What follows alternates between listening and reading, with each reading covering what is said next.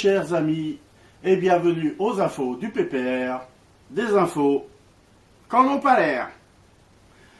Au sommaire de ce troisième numéro, les suites du scandale sexuel du mania de Hollywood, les résultats de l'étude des chercheurs de l'université de Yakatante relative à l'impact du réchauffement climatique sur l'eau chaude, la météo, avec encore et toujours des nouvelles de l'ouragan Emmanuel, et enfin, l'interview exclusive d'une victime du glyphosate, le fameux pesticide controversé. Resté muet depuis plusieurs semaines, le mania de Hollywood à l'origine du scandale des agressions sexuelles est sorti de son silence pour affirmer qu'à propos des accusations de la Vénus de Milo concernant des attouchements, ce que d'ailleurs nous vous révélions dans notre premier numéro, donc je cite le mania, « Je réfute ces accusations, j'étais juste volontaire pour lui faire sa toilette. » Ne doutons pas que la justice fera toute la lumière sur cette affaire. Les chercheurs de l'université de Yakatante viennent de publier une étude, à la fois très intéressante, concernant l'impact du réchauffement climatique sur la consommation d'eau chaude. En fait, si cette étude démontre que nous consommerons toujours d'eau chaude, ça, je crois que ça ne sera pas remis en cause. Cette étude met en évidence un aspect positif du réchauffement climatique, à savoir que nous utiliserons moins d'énergie pour faire chauffer l'eau. Comment sont-ils arrivés à ces conclusions, me direz-vous ? C'est tout simple. Les chercheurs de l'université de Yakatante ont mesuré les quantités d'énergie nécessaires pour faire chauffer 1 litre d'eau l'été et le même litre d'eau l'hiver. Le résultat serait sans appel. Il faut plus d'énergie pour chauffer 1 litre d'eau l'hiver que pendant l'été. Voyez-vous, il y a quand même une bonne nouvelle avec le réchauffement climatique, car l'eau chaude sera moins gourmande en énergie. Et en plus, cela vous coûtera moins cher sur votre facture d'énergie. Passons à la météo avec l'ouragan Emmanuel. Ces dernières semaines, l'ouragan Emmanuel a quelque peu faibli, bien qu'il soit toujours menaçant pour nos côtes. D'ailleurs, cela ne l'a absolument pas empêché de chambouler un peu le gouvernement et surtout de grignoter un peu la tempête Jean-Luc qui fanfaronne désespérément en se prenant pour un tsunami. Mes amis, aujourd'hui, les infos du PPR vous proposent en exclusivité l'interview d'une victime du glyphosate. Cette victime vient de passer une semaine à l'hôpital où les médecins l'ont sauvée in extremis d'un empoisonnement atroce. Encore sous le choc d'avoir frôlé la mort de près, elle a accepté de témoigner par téléphone afin de garder son anonymat. Voici l'enregistrement que nous avons fait il y a quelques heures.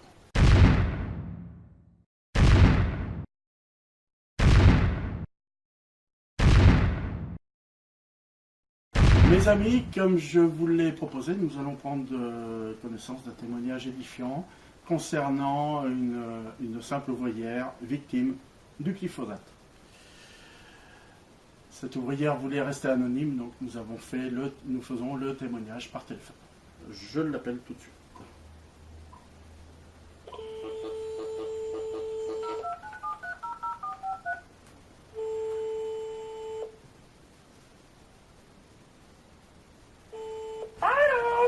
Oui, bonjour Maya, c'est Daniel.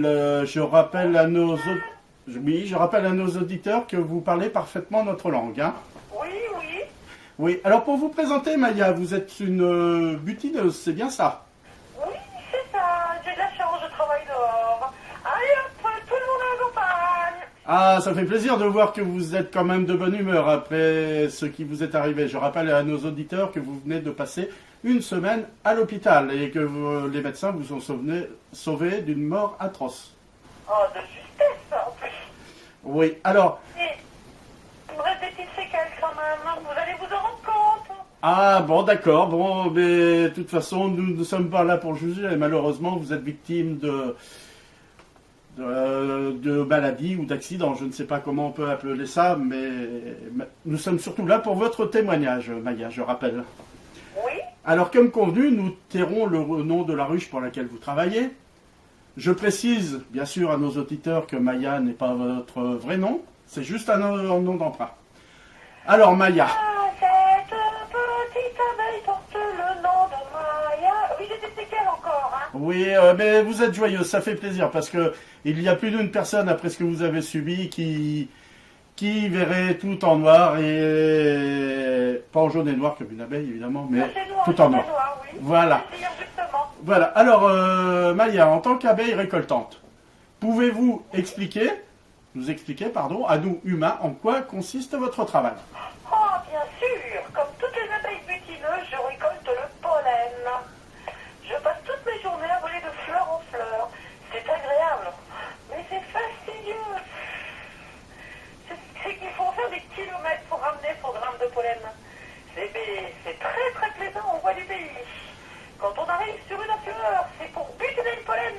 Ah oui, ça on voit du pays, ça vous rend joyeuse d'ailleurs, je vois.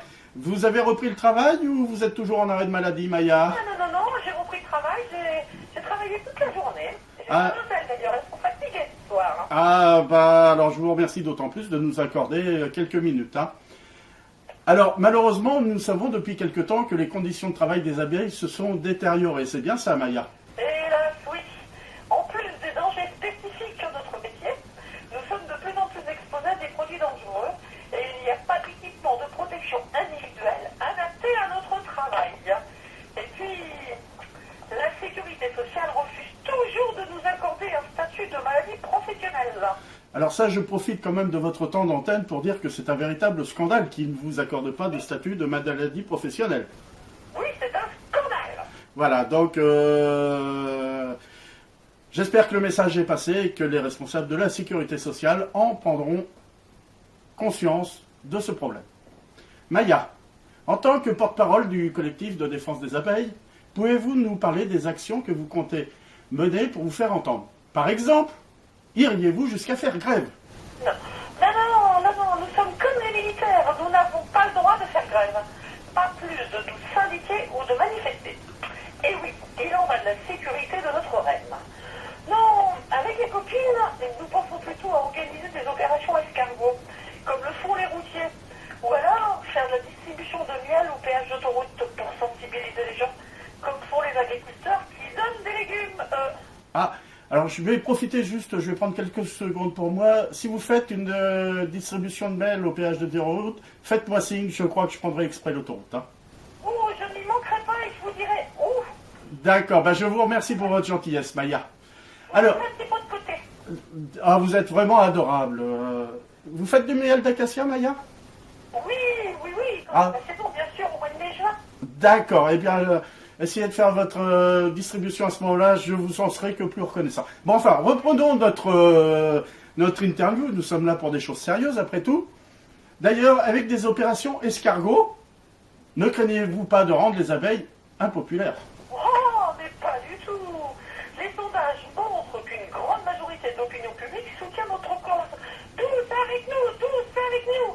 Et puis, dans la corporation, le mécontentement grandit.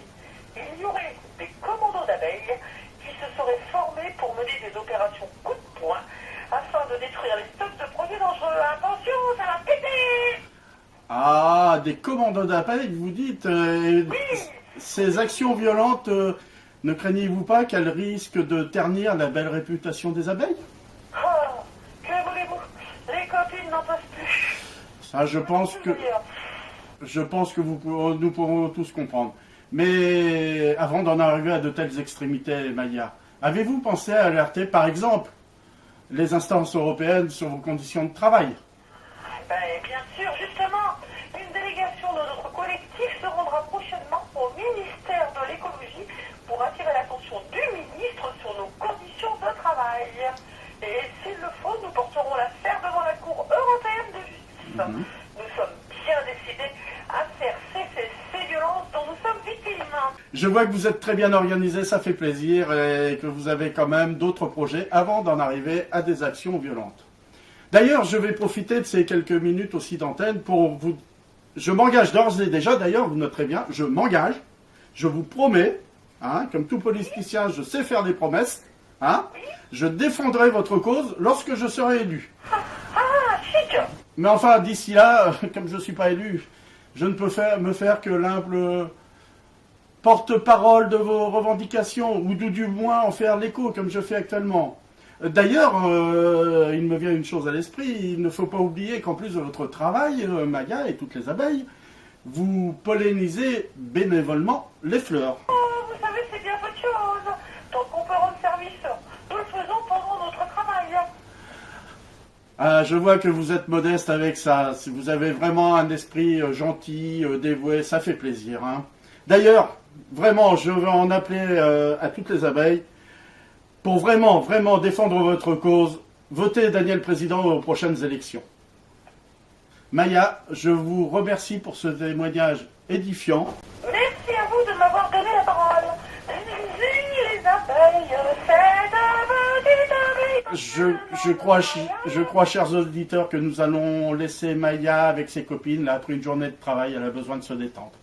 Au revoir Maya et à bientôt, j'espère, sur le bord d'une route ou d'un chemin. À bientôt, Daniel.